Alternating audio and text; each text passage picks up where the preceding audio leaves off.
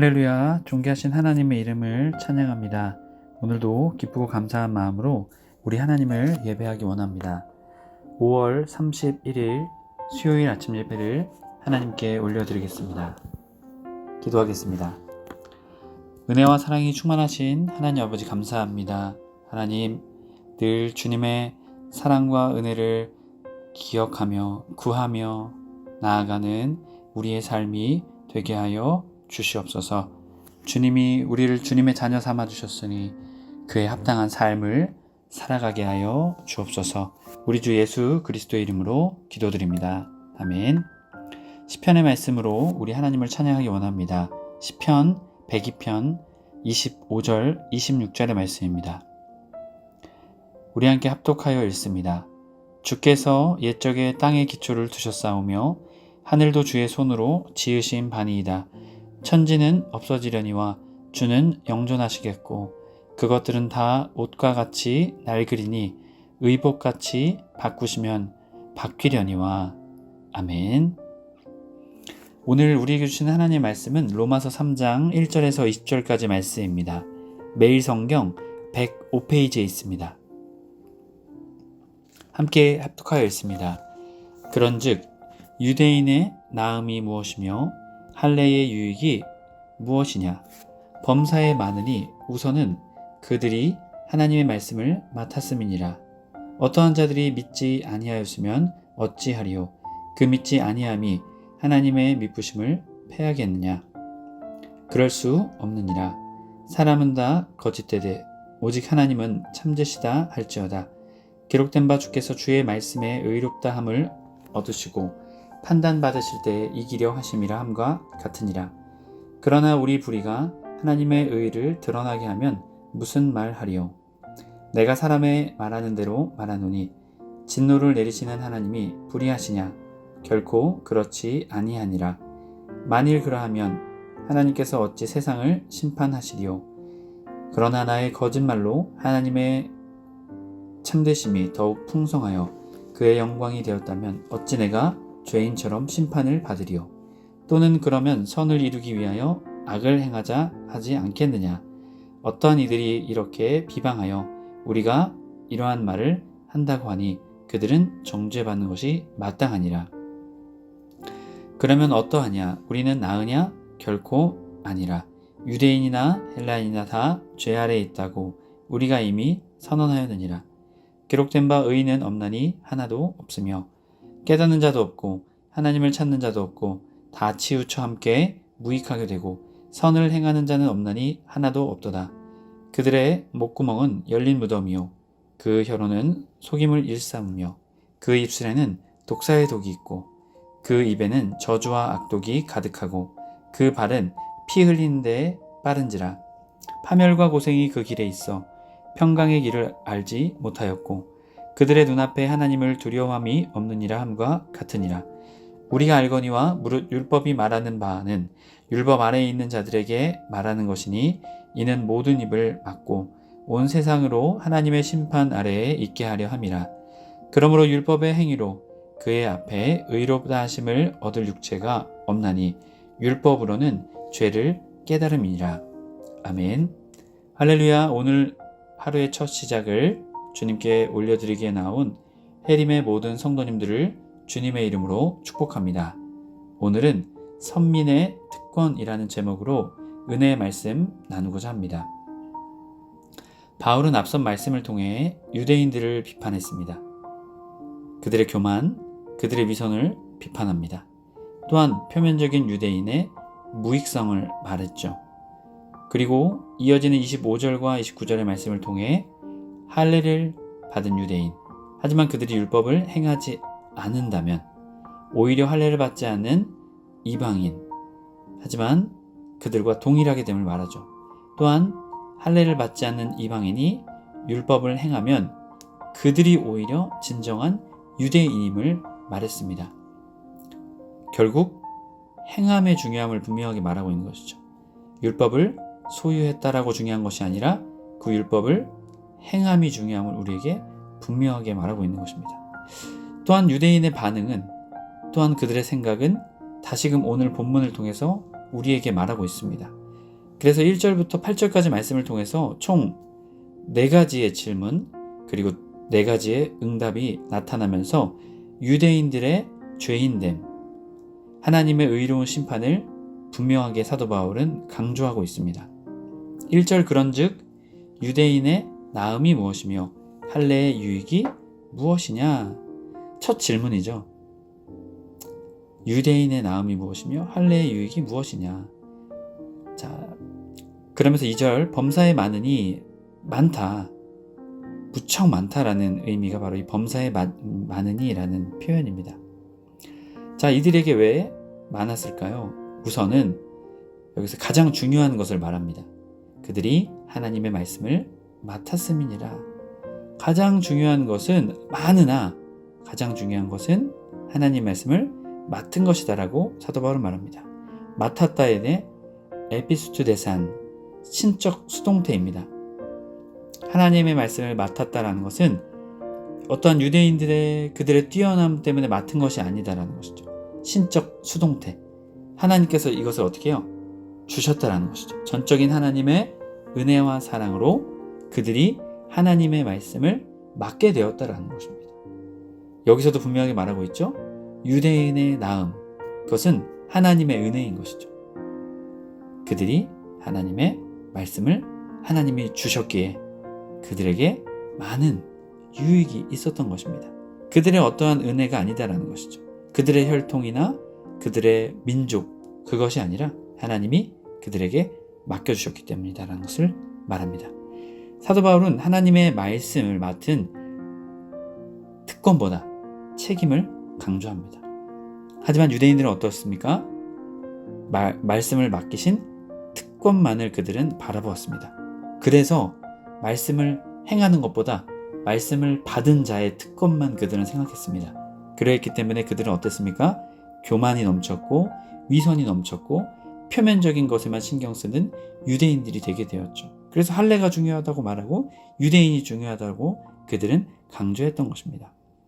하지만 사도 바울은 분명하게 말합니다. 하나님의 말씀을 그들에게 맡겨주신 하나님의 은혜 때문에 그들에게는 유익이 많다라는 것이죠. 말씀은 로기아로서 하나님의 약속, 율법, 구약의 말씀을 말합니다. 그렇게 하나님께서 그것을 주셨다라는 것이죠. 참 놀라운 것이죠.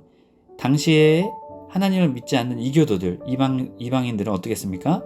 점성술을 통해, 마술을 통해 신의 뜻을 알고자 했습니다. 그러나 우리 하나님의 백성들, 유대인들에게 또한 우리가 하나님을 믿고 살아가는 우리들에게 구체적인 하나님의 메시지를 주셨죠. 그것이 무엇입니까? 로기아, 말씀, 구약의 성경, 또한 우리가 지금 하고 있는 구약과 신약의 성경이죠. 하나님의 구체적인 하나님의 말씀의 뜻을 말씀을 통해 우리에게 주신 것입니다. 헤르메 성도 여러분, 우리는 하나님의 말씀을 받은 자입니다. 하나님을 믿고 하나님의 약속과 하나님의 말씀을 받은 자로서 그 말씀의 은혜, 그 말씀의 능력으로 살아가는 저와 여러분의 삶이 되어야 됨을 우리가 믿고 나아가길 소망합니다. 이 말씀은 우리의 어떠함이 아니라, 우리가 뛰어남이 아니라 하나님의 은혜인 것입니다. 여러분, 그것을 믿음으로 믿고 나아가는 저와 여러분의 삶이 되길 주님의 이름으로 축복합니다. 이어지는 3절에서 두 번째 질문을 합니다. 어떠한 자들이 믿지 아니하였으면 어찌하리요? 그 믿지 아니함이 하나님의 미쁘심을 패하겠느냐라고 말합니다. 두 번째 질문은 하나님의 택하신 일부 유대인들의 불신앙이 하나님의 언약 관계를 무효화할 수 있는가, 이렇게 말하고 있는 것입니다. 자, 유대인 중에 어떠한 믿지 아니하는 자들 때문에 하나님이 이스라엘 백성과 맺으신 그 언약을 어떻게 해요? 신실하게 이루어가지 않으실 수 있느냐, 이렇게 물어보는 것이죠. 이것은 유대인의 특권을 말하고 있습니다. 하나님의 언약이 파기됨에도 하나님은 신실함을 지키실 것인가? 그러자 사도 바울은 어떻게 말합니까? 하나님의 신실하심을 패할 수 없다라고 4절에 그럴 수 없느니라 라고 말합니다. 여기서 이 미쁘심은요, 피스틴으로서 신실성, 엄숙한 약속, 증거, 담보라는 의미가 있습니다. 자, 하나님의 약속의 신실성을 폐기할 수 없고 변동할 수 없다라는 것이죠. 왜 그럴까요? 하나님은 신실하시기 때문입니다. 자, 그렇기에 하나님은 하나님의 이쁘심을 패하실 수 없는 것이죠. 자, 사람은 다 거짓되되 오직 하나님은 참되시나. 자, 유대인들은 거짓될 수 있습니다. 하지만 하나님은 어떠십니까? 참되십니다. 하나님은 참되시기 때문에 그러실 수 없으신 것이죠. 자, 여기서 그럴 수 없다는 매 게이노즘. 그러면서 사도 바울은 답변을 하게 되죠. 하나님은 신실하시게 하나님의 약속을 지키신다. 결국 중요한 것은 무엇일까요? 사람이 믿느냐, 믿지 않느냐, 이제 그 문제가 남게 된다는 것이죠. 하나님은 변치 않고 신실하십니다. 하지만 그 약속을 믿느냐, 믿지 않느냐는 사람이 선택하게 되는 것이죠. 유대인 중에서도 그것을 선택할 수 있습니다. 믿냐, 믿지 않느냐 선택할 수 있죠. 그렇기에 사도 바울은 강조하죠. 하나님이 참되시다. 사람은 거짓될 수 있지만 하나님은 참되시다. 기록된 바 주께서 주의 말씀에 의롭다함을 얻으시려고 판단받으실 때에 이기려 하심이 함과 같으니라 라고 말합니다. 자, 그렇기에 하나님은 참되시기에 오히려 신실하시고 그것을 하나님의 언약을 폐하실 수 없다. 그러면서 여기서 말하죠. 이기려 하심과 같다 라고 말합니다. 하나님은 하나님은 판단받으실 수 있는 분이 아니십니다. 그런데 여기서도 판단받으실 때 이기려 하심과 같으니라 라고 우리에게 설명하고 있습니다. 이것은 하나님은 판단받지 않으시는 분이다. 그리고 반드시 하나님은 어떠한 상황 가운데서도 참되신 분이시며 그 모든 판단을 이기시는 분이심을 우리에게 말해주고 있는 것입니다. 이어지는 5절 말씀에서 우리에게 말합니다. 이제 5절부터 8절까지 말씀에서는 또 두 가지의 질문이 등장합니다. 유대인들의 좀 더 황당한 이제 질문이 등장하는 것이죠. 왜냐하면 자신들이 선민으로서 특권이 있다라고 그들은 계속 그것을 믿었기 때문이죠. 하나님의 약속을 믿는 게 아니라 하나님이 그들에게 말씀을 주셨기 때문에 그들이 생각하는 잘못된 믿음을 믿게 되었던 것입니다. 자, 그렇기에 이렇게 이제 5절 말씀에서 등장하고 있죠. 5절 말씀 함께 읽습니다. 그러나 우리의 불의가 하나님의 의를 드러나게 하면 무슨 말을 하리요? 진노를 내리시는 하나님이 불의하시냐? 이렇게 말하고 있죠. 자, 이 5절의 질문은 이렇습니다. 우리의 불의가 하나님의 의를 드러나게 하면 하나님의 진노가 우리에게 내려지는 것이 옳지 않다는 것이죠. 우리의 불의 때문에 하나님의 의가 드러나면 하나님께서 그 불의를 행한 사람에게 하나님의 진노를 행하는 것이 옳지 않다라고 이들이 말했다는 것이죠. 그렇자 사도 바울이 어떻게 말합니까? 그러한 하나님이 불의하시지 않다. 결코 그렇지 않다라고 6절의 말씀을 통해 답합니다. 만일 그러면 하나님께서 어찌 세상을 심판하시리요? 자, 이것을 통해서 하나님은 분명하게 말합니다. 불의에 대한 보응하시는 하나님이심을 말하죠. 앞선 말씀에서도 말했죠. 하나님은 보응하신다. 불의에 대해서 절대 하나님의 택한 백성이기에 그냥 넘어가시고 예외를 두시는 분이 아니시다라는 것이죠. 불의에 대해서는 분명하게 심판하시고 진노하시는 분이심을 우리에게 말하고 있는 것입니다. 유대인들은 그렇게 생각했습니다. 우리의 불의 통해 하나님의 의가 드러나면은 우리는 하나님의 의를 행한 자들이다. 이렇게 거짓으로 그들은 자신들의 범죄와 자신들의 불의를 포장했다라는 것이죠. 참으로 무서운 그들의 의도가 이곳에 숨겨져 있는 것입니다. 자, 결코 그럴 수 없다. 그러면서 사도 바울은 말합니다. 만일 그러면 하나님께서 어찌 세상을 심판하시리요? 라고 말하고 있죠. 하나님이 불의에 대해서 그렇게 예외를 두시고 한다면 어떻게 세상을 심판할 수 있겠느냐? 이렇게 분명하게 말하고 있는 거죠. 만약에 하나님께서 공의로 심판하시지 않는 분이시다면 여러분 어떻게 세상을 공평하게 심판할 수 있겠습니까? 하나님의 이러한 모든 전제들이 깨어지는 것이죠. 그렇기 때문에 사도 바울은 절대 그런 분이 아니다. 하나님은 공의로 심판하시는 분이시다. 유대인이라 할지라도 불의를 행하면 그도 심판을 받게 되는 것이다라는 것을 분명하게 말하고 있는 것입니다. 자, 그렇게 이방인과 유대인, 불의, 그것은 하나님의 심판을 받게 되는 것입니다. 그리고 유대인이라 할지라도 불의를 행하면 하나님께서 공정하게 심판하시는 분이심을 분명하게 말하고 있습니다. 하나님의 자녀의 특권은 그 특권에 따른 책임이 분명히 있다라는 것이죠. 그렇게 하나님의 자녀도 하나님 앞에서는 어떻게 해야 될까요? 불의를 행치 않고 하나님의 뜻대로 행하는 자가 되어야 됨을 말하고 있는 것입니다. 자, 이어지는 또한 네 번째 질문이죠. 7절 말씀입니다. 그러나 나의 거짓말로 하나님의 참되심이 더욱 풍성하여 그의 영광이 되었다면 어찌 내가 죄인처럼 심판을 받으리요? 라고 말하고 있죠. 자, 나의 거짓이 하나님의 참되심을 더욱 드러낸다면, 하나님의 영광을 드러낸다면 내가 죄인으로 정죄를 받겠느냐? 이렇게 또 말하고 있는 것이죠. 자, 이 말은요, 유대인들의 죄를 합리화하는 아주 어불성설의 말이죠. 자, 우리 하나님은 어떤 분이실까요? 하나님은요, 결과를 중요하게 여기시는 분, 결과만 보시는 분이 아니십니다. 결과 이전에 동기와 수단, 과정을 살피시는 하나님이십니다. 앞선 말씀에서도 분명하게 말하고 있죠. 결과만 중요한 것이 아니라 그의 행동과 그의 마음의 동기가 또한 중요함을 분명하게 말씀하고 계시죠. 바로 그 말씀을 말씀하고 계신 것입니다. 유대인들은 결과만 좋으면 좋지 않습니까? 이렇게 말하는 것이죠. 그런데 하나님은 어떠십니까? 결과만 보시는 분이 아니라 하나님의 방법과 하나님의 뜻대로 그 과정들을 옳게 행하였는지를 보시는 분이심을 분명하게 말하고 있습니다. 그러자 8절 말씀은 7절과 같은 맥락에서 선을 이루기 위해서 공의를 행하시는 하나님, 그렇기에 그러한 생각을 하는, 이 7절의 생각을 하고 있는 사람들은 그들의 정죄받는 것이 어떠하다고 말합니까? 마땅하다고 말하고 있는 것입니다. 또는 그럼 8절, 그러면 선을 이루기 위해 악을 행하자고 하지 않겠느냐? 어떠한 이들이 이렇게 비방하여 우리가 이러한 말을 한다거니 그들은 어떻게 해요? 정죄받는 것이 마땅하니라라고 분명하게 말하고 있습니다. 하나님의 성도 여러분, 유대인들의 죄인됨, 그들은 그들의 죄를 덮고자 했습니다.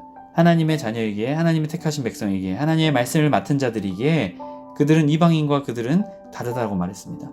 그들은 그들의 특권 의식 속에 빠져서 결국 알맹이는 잃어버린 채 교만, 위선적인 모습만 남게 되는 것이죠. 오늘 말씀을 통해 분명히 말합니다. 여러분, 하나님의 말씀대로 행하는 자가 되어야 함을 말합니다. 특권 의식을 앞세우는 자들이 아니라 그 특권에 합당한 책임, 행위, 행동을 행하는 삶을 살아야 됨을, 삶을 통해 하나님의 의로우심과 하나님의 은혜와 사랑을 나타내는 자들이 되어야 됨을 우리에게 분명하게 말하고 있는 것이죠. 하나님의 모든 성도님들이 이 믿음의 영적인 사실을 깨달아 하나님을 더욱더 높이며 하나님만 따라 살아가는 우리의 삶이 되어야 될 줄 믿습니다.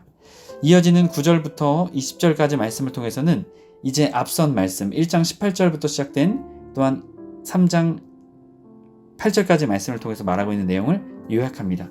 그것은 인간의 전적 타락, 심판 아래 처해진 인간의 상황을 말합니다. 이제 그러면서 내일 말씀과 연결이 되죠. 그리스도. 결국 사람이 의롭다 하심을 얻을 수 있는 것은 사람의 행위가 아니다라는 것이죠. 사람의 능력이 아니다라는 것이죠. 오직 율법의 행위가 아닌 율법을 통해서 우리 스스로가 하는 것이 아니라 예수 그리스도를 믿음을 통해서 우리가 구원을 받게 됨을 분명하게 말하고 있습니다. 9절 말씀, 그러면 어떠하냐? 우리는 나으냐? 결코 아니라 유대인이나 헬라인이나 다 죄 아래에 있다고 우리가 이미 선언하였느니라. 자, 죄 아래, 죄를 상전으로 모시고 살아가는 존재다라는 것이죠. 여기서의 선언하다는 것은요, 프로에티 아사메다라고서 법적인 용어입니다. 법적 효력이 발생하는 것이고 결코 번복될 수 없는 것이죠. 그러면서 10절에 말합니다. 기록된 바 의인은 없나니 하나도 없으며 라고 말합니다. 그러면서 이제 10절부터 18절까지 말씀을 통해서는요, 구약의 말씀을 인용하여서 인간의 전적인 타락과 죄의 양상들을 구체적으로 열거합니다. 자, 11절 깨닫는 자도 없고 하나님을 찾는 자도 없고, 자, 우리의 상태가 그렇게 되었다는 거죠. 전적인 타락으로 인해, 무능력으로 인해서 우리는 온전히 설 수 없는 자들이 되었다는 것입니다. 자, 깨닫는 자, 자, 보이기는 보지만 보지 못하고, 듣기는 듣지만 깨닫지 못하는 상태였다라는 것이죠. 그리고 다 치우쳐져서 밖으로부터 이탈하다라는 의미가 있습니다. 그렇기 때문에 선을 행하는 자도 없나니 하나도 없고, 자, 그리스도가 없는 인생이 결국 인간의 본성은 무용지물이다라는 것을 분명하게 말합니다. 영적인 무능력자, 선을 행할 수 없는 자라는 것을 말하죠. 13절부터 14절은 죄인의 이 험담, 저주 이러한 것을 말합니다. 그들의 목구멍은 열린 무덤이요 악취가 나는 것이죠. 그리고 그들은 속임을 일삼고 그 입술에는 독사의 독이 가득하여서 다른 사람들을 전염시켜서 그들을 어떻게 합니까? 죽이게 하죠. 그 입에는 저주와 악독이 가득하고 라는 것을 통해 그들의 입술의 모습을 말합니다. 15절부터 17절까지에서는 그들의 행위를 말합니다. 그 발은 흘리는 내 빠른지라 파멸과 고생이 그의 길에 있고 평강의 길을 알지도 못하고 당연하죠. 하나님이 주시는 평강을 알지 못하죠. 하나님과 연결되어 있지 않기 때문이죠. 그들의 눈앞에 하나님을 두려움이 없느니라 함과 같으니라. 하나님을 알지도 못하기에 하나님이 주시는 평강도 알지 못하고 하나님을 두려워하지 않는, 하나님을 경외하지 않는 자들의 모습을 말하죠. 19절부터 20절까지서는 율법 아래의 모든 자들이 율법의 요구를 어떻게 해요? 다 이루지 못하는 것이죠. 그래서 율법을 통해서 의롭다함을 못 얻습니다. 그리고 결국 심판을 받을 수밖에 없는 존재다라는 것이죠. 19절 우리가 알거니와 무릇 율법을 말하는 바는 율법 아래 있는 자들에게 말하는 것이니 이는 모든 입을 막고 온 세상으로 하나님의 심판 아래 있게 하려 함이라. 그러므로 율법의 행위로 그의 앞에 의롭다 하심을 얻을 육체가 없나니 율법으로는 죄를 깨달음이니라. 자, 결코 율법을 통해서는 어떻게 해요? 구원받을 수 없다는 것이죠. 율법으로는 어떻게 해요? 죄를 깨닫는 차원에 이를 수밖에 없다는 것입니다. 매일 성경 104페이지 19절 20절 설명입니다. 율법 앞에서 우리는 더욱 온전하지 않으며 스스로 우리 자신을 구원할 수 없다는 사실을 알게 됩니다. 모든 사람이 죄의 영향력 아래에 있어 그리스도를 말미암지 않고는 아무도 심판을 피할 수 없다는 것을 깨닫게 됩니다. 율법은 우리가 이 사실을 깨닫도록 돕기 위해 주어졌습니다. 아멘. 해림의 모든 성도님들이 이 말씀의 사실을 깨달아 오직 예수 그리스도, 특권이 아닌 우리의 삶의 책임으로서 감당하는 오직 예수 그리스도만 의지하며 나아가는 저와 여러분의 삶이 되길 주님의 이름으로 축복합니다. 기도하겠습니다. 은혜의 주님, 사랑의 주님, 주님께 감사와 영광을 올려드립니다. 주님, 우리는 특권 의식에 빠져 주님께서 맡기신 책임을 잊어버리는 자들 되지 않게 하여 주시옵소서. 또한 주님, 우리는 모두 다 죄인입니다. 오직 예수 그리스도를 믿음을 통해 우리를 의롭다 칭하여 주셨습니다. 오직 주님의 은혜임을 믿습니다. 늘 이 사실을 잊지 않고 이 믿음의 사실을 잃지 않고 겸손히 늘 예수 그리스도 주님 한 분만 의지하며 살아가는 우리의 삶 되게 하여 주옵소서. 우리 주 예수 그리스도의 이름으로 기도드립니다. 아멘. 주기도문으로 마치고 자유롭게 기도하겠습니다. 하늘에 계신 우리 아버지여, 이름이 거룩히 여김을 받으시오며 나라의 임하옵시며 뜻이 하늘에서 이룬 것 같이 땅에서도 이루어지이다. 오늘날 우리의 일용할 양식을 주옵시고 우리가 우리에게 죄 지은 자를 사하여 준 것 같이 우리의 죄를 사하여 주옵시고 우리를 시험에 들게 하지 마옵시고 다만 악에서 구하옵소서. 나라와 권세와 영광이 아버지께 영원히 있사옵나이다. 아멘.